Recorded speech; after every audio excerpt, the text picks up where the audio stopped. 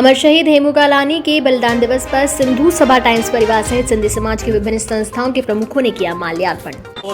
भोपाल, जयपुर, दिल्ली आदि कई शहरों में अमर शहीद हेमू कालानी जी की प्रतिमा स्थापित है और इंदौर के लिए गर्व की बात है कि इंदौर के साथियों के प्रयास से देश की सर्वोच्च लोकतंत्र की संस्था संसद में भी सांसद सुरेश केसवानी जी के प्रयासों से अमर शहीद हेमू कालानी जी की आदमकद की प्रतिमा स्थापित की गई थी और अभी वो प्रतिमा वहाँ स्थापित है। शहीद हेमू कालानी जी की स्मृति में इंदौर के ही द्वारा हमारे सांसद श्री कल्याण जैन जी द्वारा ये प्रथम रूप से प्रयास किया गया था कि शहीद हेमू कालानी जी की स्मृति में डाक तार विभाग द्वारा एक डाक टिकट जारी किया जाए। डाक तार विभाग ने शहीद हेमू कालानी जी की स्मृति में एक डाक टिकट की भी प्रसारित किया। उन्होंने डाक टिकट भी हेमू कालानी जी की स्मृति में छपवाया गया। हेमू कालानी जी के इस प्रतिमा की स्थापना में सिंधु सेवा संघ, सिंधी युवा मोर्चा और विशेष करके स्वर्गीय डॉक्टर कमल सचदेव, स्वर्गीय सीरूमल जी खतूरिया, स्वर्गीय हरुमल जी रिजवानी का प्रयास काफ़ी रहा।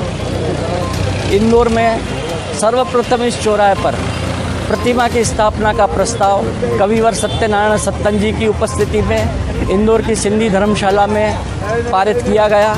उस संस्था के सूत्रधार राजेंद्र सचदेव में स्वयं था। उसी के प्रयासों से प्रशासक श्री बीबी श्रीवास्तव जी ने रुचि लेकर इस स्थान को आरक्षित किया और अमर शहीद हेमू कालानी जी की प्रतिमा को स्थापित करवाया। आपका नाम?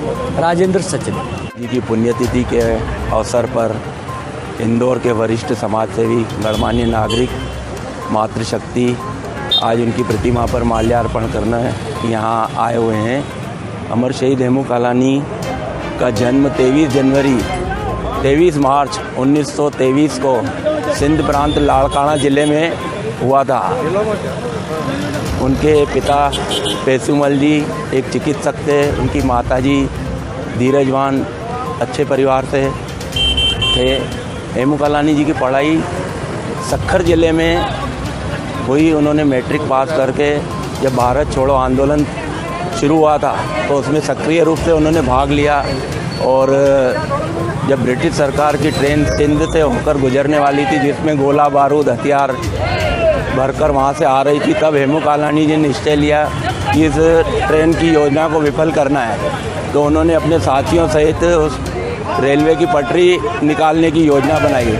जब वो रेलवे की पटरी निकालने के लिए जैसे ही गए तो वहाँ ब्रिटिश सरकार के गोरे सिपाही आकर उन्हें नंगे हाथों गिरफ्तार किया था और उन्हें आजीवन कारावास की सज़ा दी गई थी।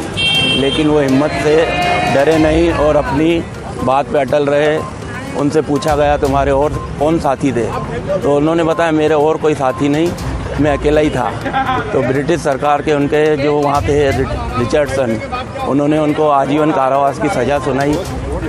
उनके बाद हेमू कालानी जी को फांसी की सज़ा 21 जनवरी को दी गई। लेकिन उनसे आखिरी इच्छा पूछी गई तो उन्होंने बोला मेरे को तो मातृभूमि की रक्षा करना है, यही मेरा उद्देश्य है। यही आज उनकी 21 जनवरी को पुण्यतिथि के अवसर पर सिंधु सभा टाइम्स परिवार की ओर से हार्दिक श्रद्धांजलि अर्पित करते हैं। जय हिंद, जय भारत।